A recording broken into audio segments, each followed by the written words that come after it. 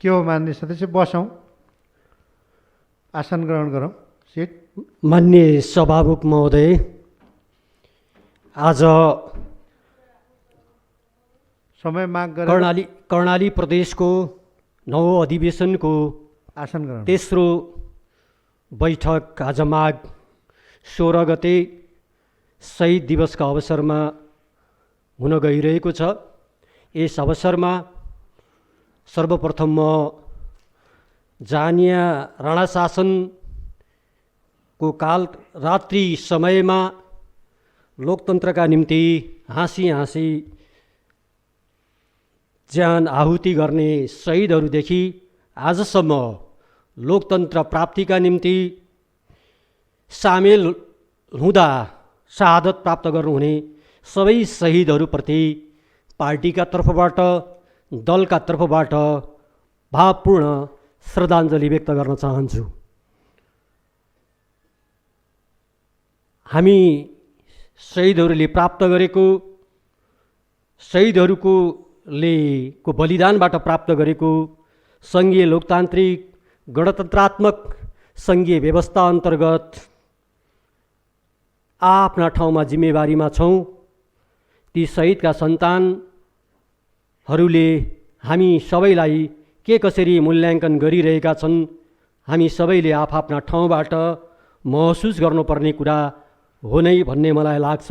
यस अवसरमा हामी सबैले स्मरण गरेर शहीदको भावना अनुसार आफू रहेको र आफूले प्रतिनिधित्व गरेको ठाउँमा त्यो मर्म अनुसारका व्यवहार र कामहरू गर्नुपर्ने कुरा, अगाडि बढाउनु पर्ने कुरा हामी सबैले गम्भीरतापूर्वक सोच्नुपर्ने हुन्छ। कतिपय विषयमा विमति होला, तर यो व्यवस्था योसम्म ल्याउनका निम्ति हामी यहाँ उपस्थितहरूका बीचमा आम रूपमा सहमतिको विषय हो नै, यद्यपि कतिपयको विमतिको विषय हुन सक्छ।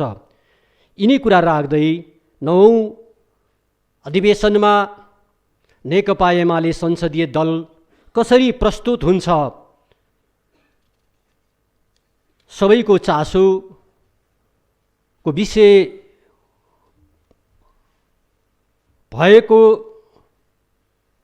अनुभूति मैले पनि गरिरहेको छु। 8औं अधिवेशनमा हामीले केही विषयहरू उठाएका थियौँ। ती विषयहरू जिम्मेवारीपूर्वक हामीले अगाडि बढाएको एउटा अवस्था थियो।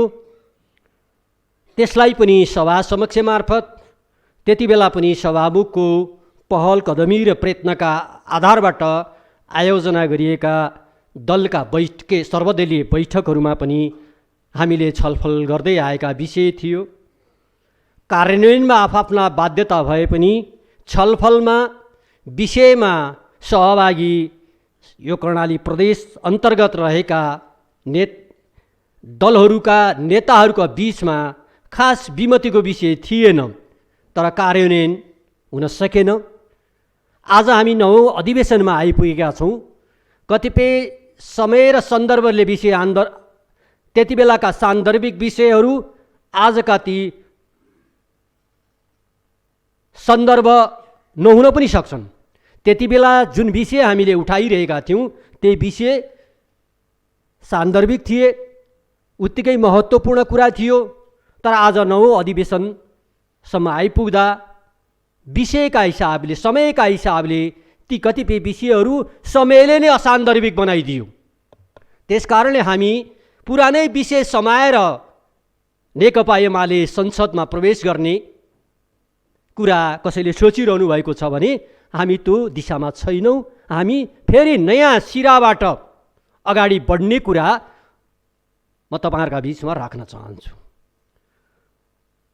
नम्बर 2, हामीले त्यति बेला पनि आफ्ना मागहरू राख्दै त्यति बेलाका संवैधानिक बाध्यताको पनि निकास दिँदै आफ्ना कुरा अगाडि बढाउँदै आएका थियौँ।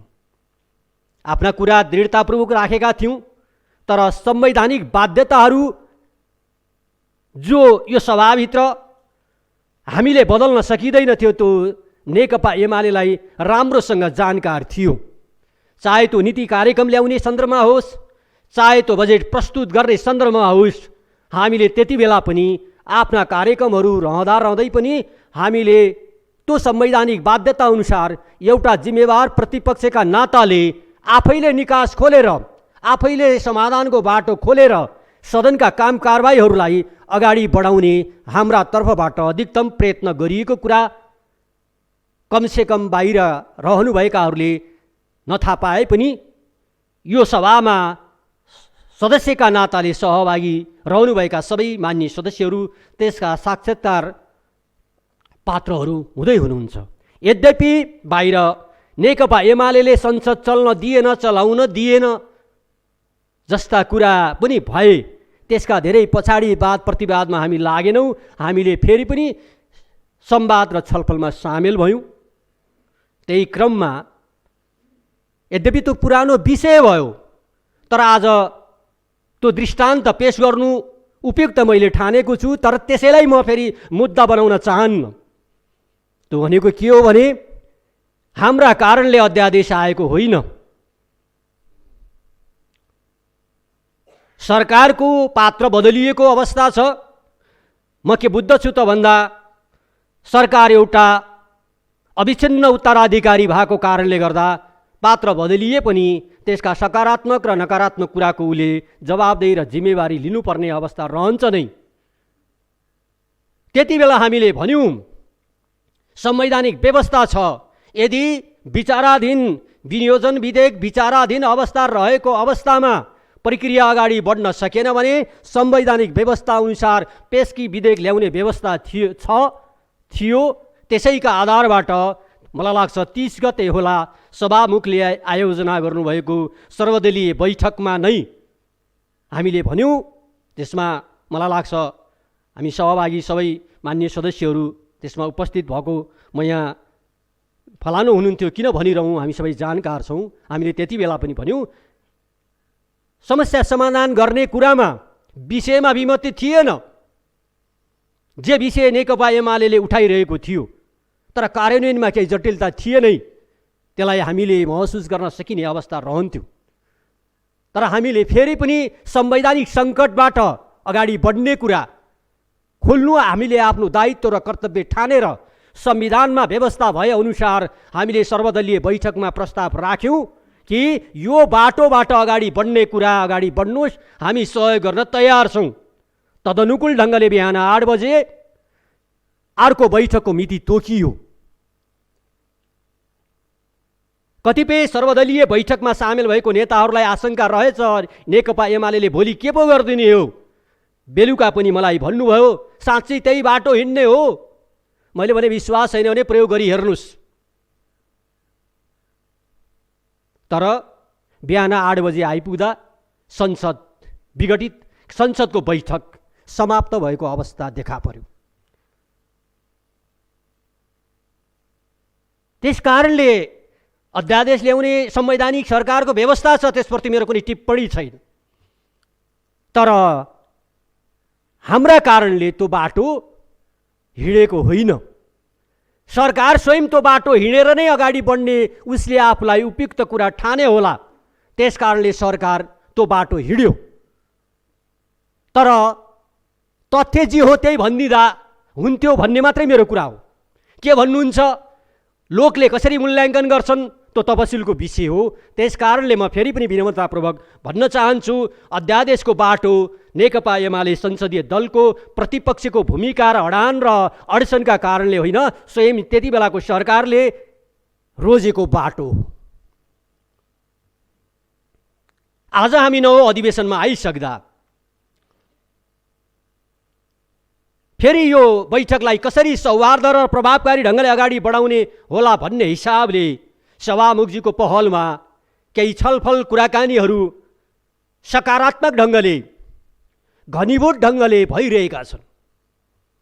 तर म अनुरोध गर्न चाहन्छु विमतिका बीचमा पनि अविश्वास सिर्जना गर्ने होइन, विश्वास सिर्जना गर्ने गरी अगाडि बढ्न सक्दा विमतिका बावजुद पनि सँगै जान सकिन्छ। विषयमा सबै मिल्ने, छलफलमा सबै टुङ्गो गर्ने, तर व्यवहारमा नमिल्ने तरिकाले सँगसँगै हुँदाखेरि पनि बेमेलको परिस्थिति निर्माण हुन्छ। आज हामीलाई केही प्रश्नहरू सभामुख मार्फत सरकारको हामी गम्भीरतापूर्वक ध्यान आकर्षण गराउन चाहन्छौँ। त्यसमा सरकार कसरी प्रस्तुत हुन्छ त्यसमा हाम्रो भूमिका निर्भर रहन्छ।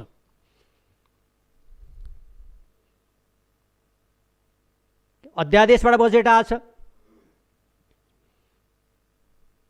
बजेट निर्माणमा वा बजेट निर्माण भनेर शासकीय निर्माणको खोजी नेकपा एमाले खोजिरहेको छैन। यस्तो अवस्थामा संवैधानिक बाध्यताका कारणले 6 महिनाभन्दा बढी समय बिताउन नपाउने भएका कारणले गर्दाखेरि हाम्रो 9औं अधिवेशन भइरहेको एउटा अवस्थामा 8औं अधिवेशन र 9औं अधिवेशनको बीचमा रहिरहेको ग्यापलाई सम्बन्ध जोड्ने, प्रतिपक्षसँग सम्बन्ध जोड्ने सरकारको छ नीति के छ, के योजना? हामी विरोधका निम्ति विरोध गर्ने कुरा छैन। हामी पुरानै विषय समाएर दृष्टिकोण बनाउने कुरा पनि छैन। यद्यपि उठाउँ भने धेरै विषयहरू छन्, राजनीतिक रूपले उठाउनु पर्ने धेरै विषयहरू छन्। तर फेरि पनि म भन्न चाहन्छु, जिम्मेवारी बोधका साथ कर्णाली प्रदेशका सबै खाले मतदातालाई का अगाडि जिम्मेवारीपूर्वक भन्न चाहन्छौँ कि कर्णाली प्रदेश सभाभित्र नेकपा एमाले उठाउने मुद्दा के हुन् हेरिरहेका छन्। हामी राजनीतिक प्रतिशोधका हिसाबले विषय उठाउने पक्षमा छैनौँ। यद्यपि उठाउनु पर्ने विषय छन्। स्मरण मात्रै गरौँ, जति बेला हामी नेकपा एउटै पार्टीमा थियौँ त्यति बेलाको सम्माननीय प्रधानमन्त्री केपी शर्मा ओलीले 40% कुनै एउटा ठाउँमा व्यवस्था हुँदा पार्टीको अर्को व्यवस्था गर्न पाइने कुरा ल्याउँदा आकाशै खस्ने गरी नेकपा भित्र र बाहिर छलफल भयो। जनमतलाई बुझेर केपी त्यति बेलाको तत्कालीन प्रधानमन्त्री फिर्ता हुनुभयो, अध्यादेश फिर्ता भयो। तर समय गुज्दै जाँदा आकाश पातल झार्ने गरी सामेल भएका नेकपा भित्र र बाहिरका नेताहरू अरू कुनै उद्देश्य होइन, नेकपा एमालेलाई कमजोर बनाउने हिसाबले 20% को मान्यता राखेर अध्यादेश आएर त्यसले देशैभरि प्रभाव पार्दा कर्णाली प्रदेशलाई पनि प्रभाव पारेकै अवस्था छ। त्यो आंशिक कुरा हो, केही समयको कुरा हो, किनकि जनता र राजनीतिक पार्टी वा नेकपा एमाले आवधिक निर्वाचनमा विश्वास गर्छ। आज एउटा निर्वाचनमा जनताको मत प्राप्त गरेकाहरूले धोकाधडी गर्न सक्छन्, कोही कतै जान सक्छन्, जनमतलाई घात गर्न सक्छन्, पार्टीलाई घात गर्न सक्छन्। तर फेरि एउटा लोकतान्त्रिक पार्टी आवधिक निर्वाचनमा जानै पर्ने हुन्छ। हिजोसम्म एउटा परिस्थिति थियो हाम्रो देशमा, स्थानीय तहका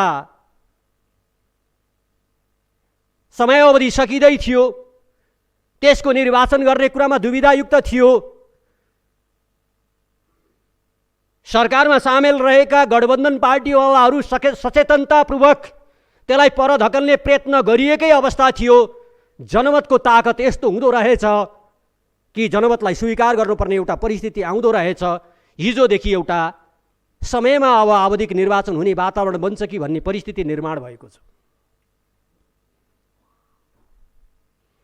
लोकतन्त्रमा हार्न जित हुन सक्छ, तर एक्लै चुनावको सामना गर्न सक्ने मानसिकता बोकेको पार्टीका रूपमा देखा परेको छ नेकपा एमाले। पार्टी त अरू पनि हुनुहुन्छ, अरू पनि छन्, तर एक्लै चुनाव, यस कारणले कि नेकपा एमाले लोकतन्त्रप्रति विश्वास गर्छ, आवधिक निर्वाचनप्रति विश्वास गर्छ। कसले कहिले चुनाव गर्दा जित्छ कि हार्छ त्यो तपसिलको विषय हो। फेरि पनि म अनुरोध गर्न चाहन्छु, यसलाई कुनै मान प्रतिष्ठाको विषय नबनाइकन स्थानीय निकाय एक दिन पनि खाली नहुने, स्थानीय तह एक दिन पनि खाली नहुने, संविधानको जुन मूल्य र मान्यता छ त्यस अनुसारको चुनाव गर्ने गराउने कुरामा हामी सबै राजनीतिक पार्टीका साथीहरू लागौँ। चुनावमा कसले हार्ला कसले जित्ला त्यो तपसिलको विषय हो, तर हामीले प्राप्त गरेको लोकतन्त्र रहिरहनेछ।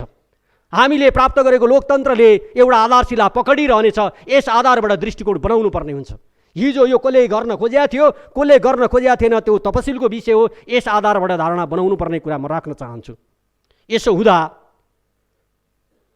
हामी आज सरकारको तर्फबाट खोजिरहेका छौँ के गर्नुहुन्छ, नम्बर 1। नम्बर 2,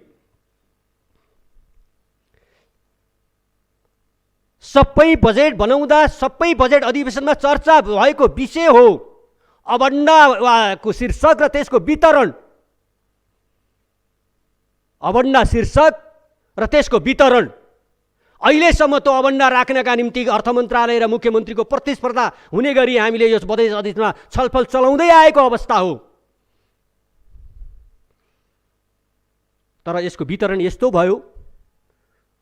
हुन त हामी प्रतिपक्षमा छौँ, गर्नेमा अरू नै साथीहरू हुनुहुन्छ, तर लोकले हेर्दा हामीलाई पनि हेर्दो रहेछ।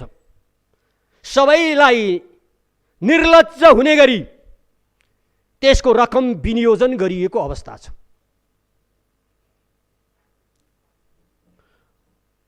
यसप्रति सरकारको धारणा हो के? म भन्न चाहन्छु सरकारलाई, हाम्रो तर्फबाट यदि सुशासनको कुरा हो, यदि अनियमितताको कुरा हो, यदि कर्णाली विकास खाने होइन विकास गर्ने कुरा हो भने योजनामा माग होइन मोडेलमा म सुझाव दिन चाहन्छु। योजना राखिदिनुहोस् होइन मेरो कुरा। प्रदेश सरकार हो यो, यसले सञ्चालन गर्ने योजनाको न्यूनतम सीमा तोक्ने, त्योभन्दा तल रहेका सम्पूर्ण योजना सरकार खारेज गर्न तयार छ भने हामी सहयोग गर्न तयार छौँ। होइन प्रदेश सरकार त हो यो 2 लाख 3 लाख 4 लाख गरी वितरण गर्ने योजनाको सूचीको प्रतिनिधि पात्र भएर सदनमा प्रस्तुत भयो भने त्यसलाई समर्थन गर्न नेकपा एमाले सक्दैन। यसकारणले कि त्यसले कर्णालीको विकास हुँदैन। म तपाईहरुसँग अनुरोध र आग्रह गर्न चाहन्छु, टुक्रे योजनाहरू जति छन् छलफल गरौँ। एउटा मर्यादा भोलिका लागि पनि कायम हुने गरी, त्यो मर्यादामा अडिने गरी तपसिलका योजनाहरू खारेज गर्न सरकार तयार छ, हामी सहयोग गर्न तयार छौँ। रकम आफै बाँड्नुहोस् फेरि, ठिक छ, तर रकम आफै बाँड्न पाइन्छ भन्ने कुराका आधारबाट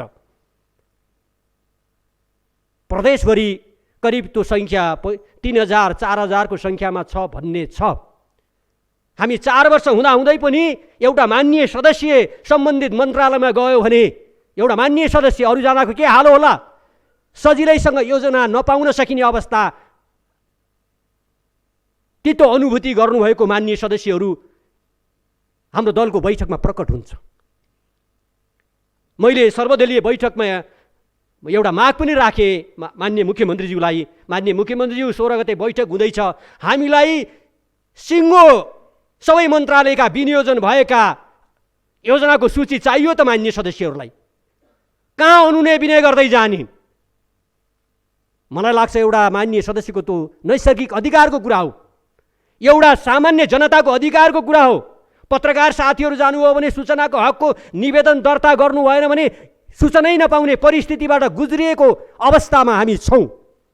त्यसकारणले म सरकारसँग यस सम्बन्धी नीति के हो, सोच के हो, त्यसका आधारबाट हाम्रो भूमिका तय हुने कुरा राख्न चाहन्छु। तेस्रो कुरा, दुईटा कार्यक्रमको म कार्यक्रमको विरोधी होइन, वा नेकपा एमाले विरोधी होइन। मुख्यमन्त्री रोजगार कार्यक्रम, पूर्वाधार विशेष कार्यक्रम। तर अचम्म लाग्छ मलाई, मान्छेले एउटा व्यक्तिगत लिखत बदल्ला त, स्मरण बदल्दा त समय लाग्छ, तर हाम्रा कार्यविधिको संख्या हेर्ने हो भने छिनछिनमा कार्यविधि बदल्ने तरिकाबाट जुन चलिरहेको छ, यसले के राम्रो प्रभाव पारिरहेछ मेरो सम्पर्क छैन।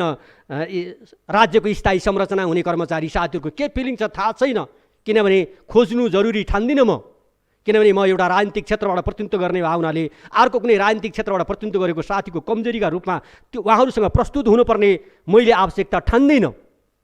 तर म के ठान्दैछु त भन्दा, कार्यविधि, नियम कानुन हुन त एकजना योभन्दा अगाडिका एउटा पूर्व मन्त्रीले भन्नुहुन्थ्यो हिन्दाबाटै कार्यविधि चेन्ज गरिदिने कुरा हो भन्नुहुन्थ्यो उहाँ। मनसाय राम्रो छ होला। हुन त डिजिटलाइज प्रदेशका रूपमा घोषणा भएको, हाइटेक नर्सरीका रूपमा सुपरिचित भएको, आज कहाँ छ त्यो हाइटेक, कहाँ छ त्यो डिजिटल, कहाँ छ त्यो कृषिको के, ती कुनै सन्दर्भ सामग्रीमा खोज्दा पाइएला। अनलाइन सिस्टमबाट 7 जनाका बीचमा मनसाय राम्रो होला, तर आम रूपमा त्यसले नकारात्मक प्रभाव पारेको छ। म अहिले नकारात्मक प्रभाव यस कारणले पारेछ भनेर म अहिले त्यसको नेगेटिभ बाटो धेरै चर्चा गर्न चाहन्न, किनकि म सकारात्मक कुराका आधारबाट अगाडि बढ्ने मनसायका आधारबाट प्रस्तुत हुनुपर्छ भन्ने छ। यति मात्रै भन्न चाहन्छु, ती दुईटा कार्यविधि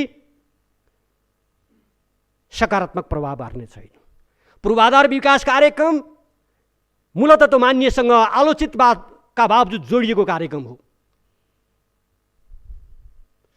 तर त्यो कार्यविधिले यस्तो देखाउँछ मुख्यमन्त्री एउटा ठाउँको प्रतिनिधि मात्रै होइन, धेरै ठाउँको मानिएको व्यवस्था हुने गरी कार्यविधि छ।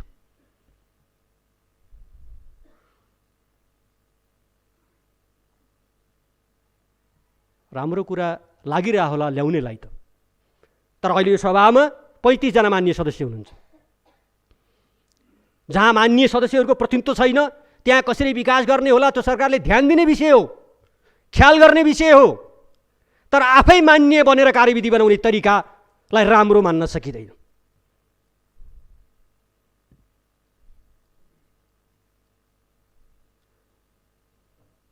उस्तै पर्यो भने समस्याका बावजुद कार्यविधि विगतमा पनि संशोधन भएको थियो। मिल्लान भन्दा त्यो कार्यविधिले प्रत्यक्ष र समानुपातिकका बीचमा झगडा पार्ने कार्यविधिका रूपमा प्रस्तुत भएको छ। त्यहाँ झगडा गर्दै गर, म कहाँ आइपुग्छ मैले व्यवस्था गरिदिन्छु नि त भन्ने व्यवस्था वैधानिक व्यवस्था छ।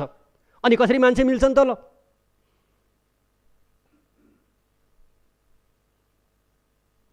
मुख्यमन्त्री रोजगार कार्यक्रममा न जनप्रतिनिधि प्रदेश सभाका मान्छे सामेल छन्, न स्थानीय निकायका सामेल छन्। स्थानीय निकायहरूको छिटपुट रूपमा भेट्दा तितो प्रतिक्रिया पाउँछु मैले छिटपुट रूपमा, किनभने सबैसँग भेट्ने कुरा पनि भएन। मैले भेट्दा मेरै पार्टीसँग सम्बन्धित कुरा हुने कुरा होला, उनले अलि बढाएर नै भन्ने कुरा होलान्, त म हेक्का राख्दछु। त्यस कारणले त्यस्तै अरू कतिपय कार्यविधिहरू पनि छन्। मैले अहिले चर्चा चलाएको दुईटा कार्यविधि हो, त्यो आधारबाट अगाडि बढ्नुपर्ने हुन्छ। सरकारलाई यति हेक्का छैन बजेट बनाउँदा, सामान्यतया त्यो बजेट बनाउँदा हेक्का हुनुपर्ने कुरा हो। सरकारी दायित्व सिर्जना भए जतिको रकम बजेट प्रस्तुत हुँदा उल्लेख भएको हुनुपर्ने हो, यो न्यूनतम कुरा हो। के नथाहा पाएको मन्त्रालयका सचिव हुनुहुन्छ? मलाई त्यस्तो लाग्दैन, तर कागज नथाहा पाए जस्तो देखियो। यो त न्यूनतम दायित्व हो, यो कसले अस्वीकार गर्छ? गत सालको दायित्व सिर्जना गर्ने चाहे जुन शीर्षकबाट होस्, दायित्व सिर्जना भएका रकमहरू नयाँ बजेटमा प्रस्तुत हुँदा उल्लेख हुनुपर्ने त्यो न्यूनतम कुरा हो, तर बजेट हेर्दा त्यस्तो देखिँदैन। आफूले सिर्जना हुन भइसकेपछि नयाँ बजेटमा नयाँ शीर्षकमा यो दायित्व पनि त्यहीबाट बेहोर्ने गरी कतिपय व्यवस्था र कार्यविधिमा नियम बनाएको अवस्था देखिन्छ। त्यसकारणले यी विषयमा के हो त? जे छ ठिक छ, होइन यो साझा विषय बनाउन सकिन्छ भने साझा विषय बनाऊ, अगाडि बढौँ। होइन जे छ सरकारले ल्याएको ठिक छ भन्नुभयो भने त्यति बेला मात्रै हाम्रो धारणा अगाडि बढाउँला। अहिले यस र नोको वा नतिजाको पूर्व अनुमान गरेर म धारणा व्यक्त गर्ने पक्षमा छैन, किनकि सरकार आफैमा जवाबदेही र जिम्मेवार हुन्छ भन्ने कुरा अविश्वासका बावजुद पनि विश्वास गर्दै हामी छलफलमा भाग लिइरहेका छौँ। नम्बर 4 कुरा, पहिलो वर्षदेखि हामीले छुट्याइएका महत्त्वपूर्ण योजनाहरू 3 करोड 4 करोड 5 करोड 2 करोड 1 करोड खर्च भएका होलान् विभिन्न जिल्लाहरूमा। आज ती योजनाहरू भग्नावशेषको अवस्थामा छन्। एउटा जनप्रतिनिधिले एकचोटि योजना सामेल भएपछि सम्पन्न नहुँदासम्म त्यो सम्बन्धित निकायले त्यो योजना छोड्दैन भन्ने विश्वास गर्दै आएको अवस्था हो भन्ने लाग्छ मलाई। यस्तो पटकै योजना बनाएर छोड्दै जान्छ भन्ने प्रचलन अन्त के छ खोज्न पाइएको छैन, कर्णालीमा देखियो। हामीले चाहे जतिका विकास त गर्न सकेनौँ, तर सुरु गरेका विकासका योजनाहरूलाई भग्नावशेष बनाउने कुरा नगरौँ भन्ने हो हाम्रो कुरा। अब होइन सरकार भग्नावशेषतिर जाने हो उसको कुरा हो, तर मेरो विचारमा किन जाला र सरकार भग्नावशेषमा? उदाहरणका निम्ति म तपाईँलाई भन्न चाहन्छु, हामीले ठुलो मेहनत गरेर शहीद पार्क बनायौँ माथि। के कम्पाउन्ड वाल लाउँदैमा तारबार लाउँदैमा शहीद पार्क कम्प्लिट भयो? हुन्छ?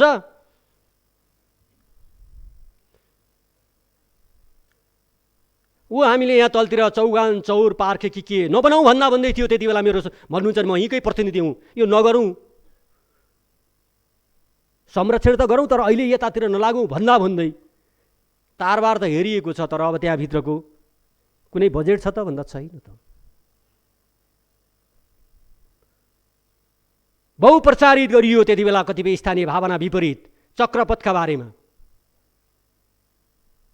आज बजेट चक्रपथको सम्बोधन गर्छ त भन्दा छैन त। मूलपानी भुरी गाउँ तेलपानी सडक अहिले पनि जानुभयो भने हाइवेदेखि मूलपानीबाट तल भुरेली भन्ने ठाउँसम्म आकर्षक एउटा पिच सडक बनेको छ, केही सय मिटर। त्यो रानीघाटसम्म पुर्याउन सक्दा अर्को देवघाट बनाउन सक्ने भूबनौटको अवस्था छ। फेरि पुलमा 7-8 वर्षदेखि विवादित भावनाले पुल विचाराधीन अवस्था छ। केही करोड राखेर कटिङ कार्ने काम गर्यो। हाम्रो प्राविधिकको पनि ठेकदारको पनि स्ट्रक्चरको कामभन्दा पहिला कटिङको काम गर्न मन पराउँदा रहेछन्, किनकि विकास नै रोजगार हुँदो रहेछ। एक साल खन्यो अर्को साल बगाउँछ, अर्को साल खन्यो अर्को साल बगाउँछ। तपाईँलाई अचम्म लाग्ला, यो सदरको अब राजधानी हो।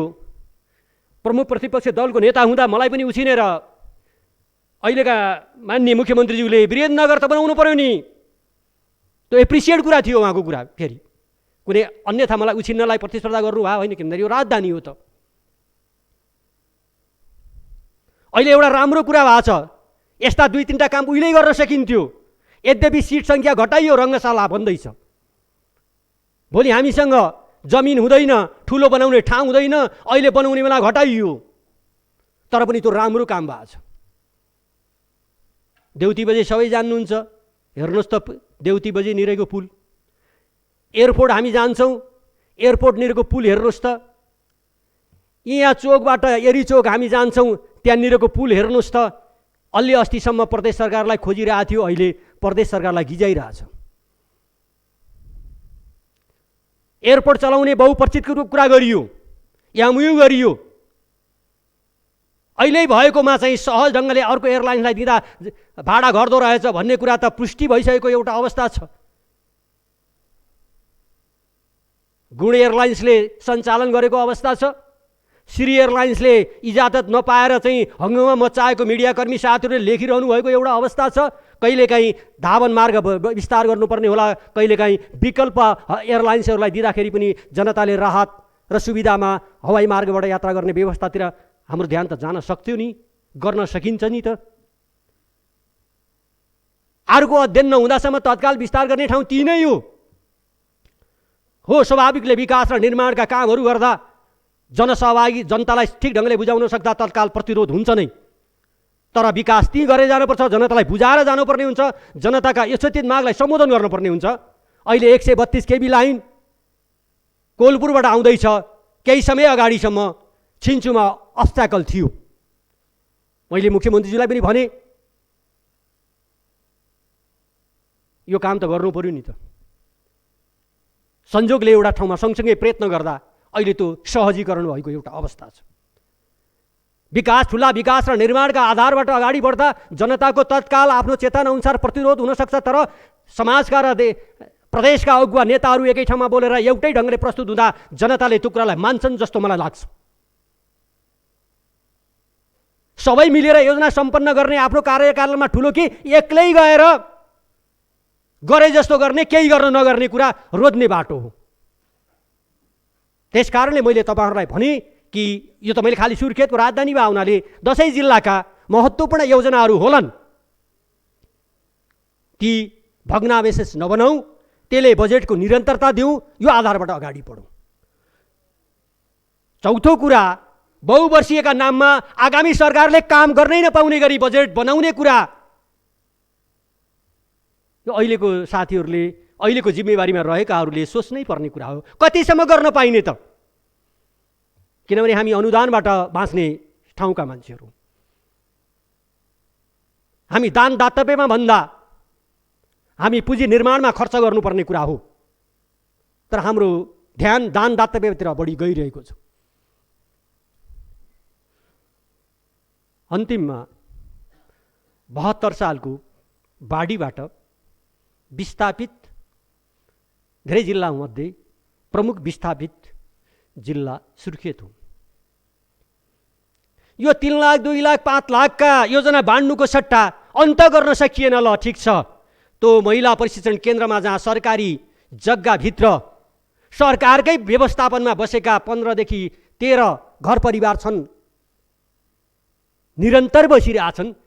स्थानीय तहको निकायसँग कहीँ प्रति ऐलानी जग्गा खोजेर अस्थायी कहीँ एउटा साँचो हस्तान्तरण गर्ने कुरा गरेको भए पनि त कमसेकम तिनले त धन्यवाद दिन्थे।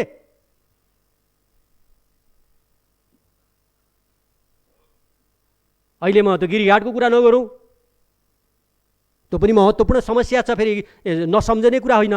तर एउटा सरकारी जग्गाभित्र सरकारी व्यवस्थापनमा 72 सालमा बसेका 15-16 जना मान्छे बाढी पीडितहरू अहिले पनि त्यही पालमुनि बस्ने अवस्था छ। तर विगतमा स्वयं यही प्रदेश सरकारले पनि बाढी पीडितका नाममा त उल्लेख्ने पैसा खर्च गर्यो नि त। सुर्खेतको बाढी पीडित समस्या समाधान गर्न जुम्लाका मान्छे समितिमा बसेर काम त गर्यो त।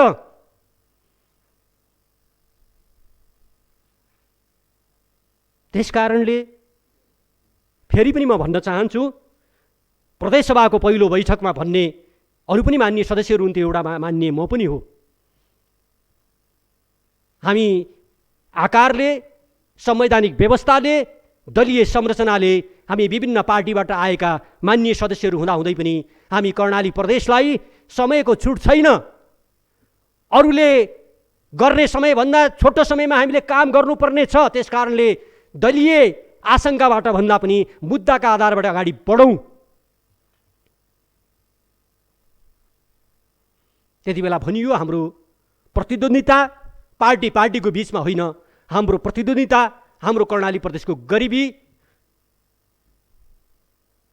वा सबै सूचाङ्कको जुन न्यूनीकरणको अवस्था छ त्यसका विरुद्ध हामी एकताबद्ध भएर अगाडि बढ्नुपर्ने कुरा नै हो।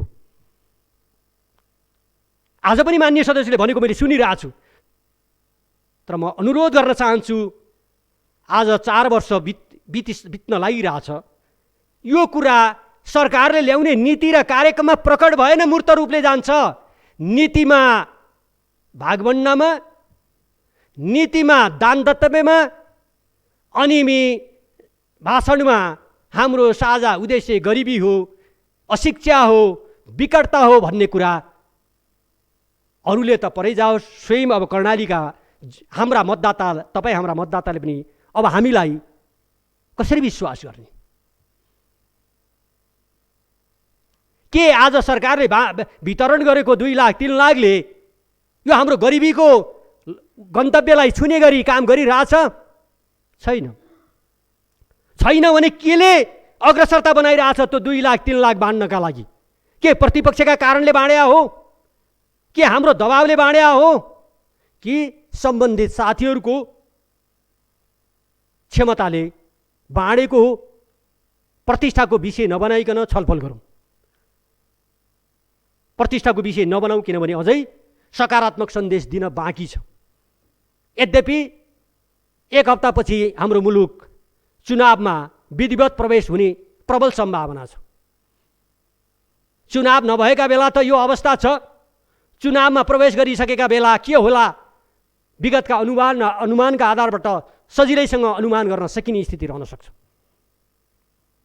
त्यसकारणले म सभामुख मार्फत म भन्न चाहन्छु, हाम्रा सर्वदलीय बैठकमा पनि प्रश्न सरकारको पक्षधर गठबन्धनका पक्षधर नेताहरूले क्वेसन उठाइरहनु भएको छ, प्रश्न उठाइरहनु भएको छ।